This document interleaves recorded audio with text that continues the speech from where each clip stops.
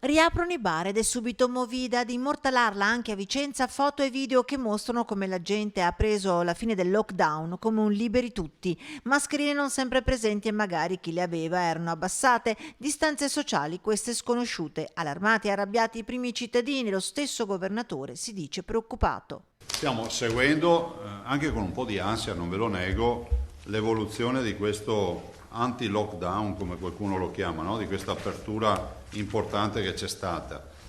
E non nego che ci sono arrivati, penso, e sarà capitato anche a voi, arrivate decine e decine di foto, e meglio ancora di video, dei centri delle nostre città dove c'è movida a cielo aperto.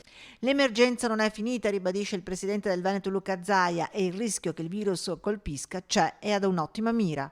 Il virus probabilmente non ha più un mitragliatore a disposizione, non ha più un sacco di proiettili, però è un eccellente cecchino. Gli basta un proiettile per colpire una persona.